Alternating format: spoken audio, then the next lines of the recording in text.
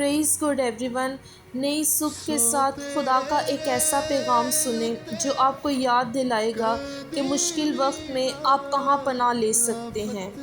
خدا کے کلام میں سے نحوم 1 اور اس کی 7 آیت میں لکھا ہے، خداوند بھلا ہے اور مصیبت کے دن پناہ گاہ ہے، وہ اپنے توکل کرنے والوں کو جانتا ہے۔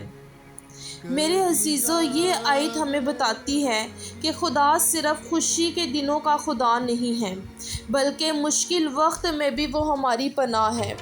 جب حالات ہمارے قابو میں نہ ہوں تو ہم خدا کے پاس آ سکتے ہیں۔ وہ ان لوگوں کو بھی جانتا ہے جو دل سے اس پر بھروسہ کرتے ہیں، یعنی ہماری حالت اسے چھپی نہیں ہے۔ تو آئیں میرے عزیزو، اگر آج آپ کسی طرح کی پریشانی، مشکل، مصیبت میں سے گزر رہے ہیں تو آئیں اپنے آپ کو خداوند کی حضوری میں پیش کرنا شروع کریں، اس کی صلیب کے نیچے آ جائیں، کیونکہ وہی ہمارے چھپنے کی جگہ ہے، وہی ہمارا اونچا برج ہے۔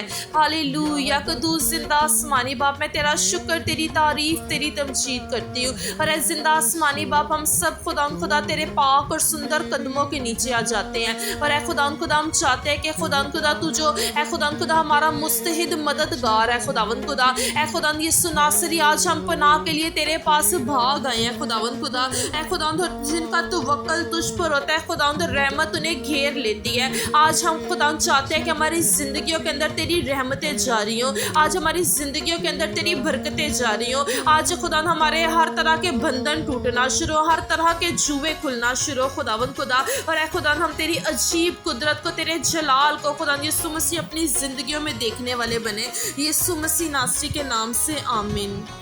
آج کیسا بھی دن ہو، اپنی پناہ خدا کو بنائیں، وہ آپ کو جانتا ہے اور آپ کو نہیں چھوڑے گا۔ God bless you all.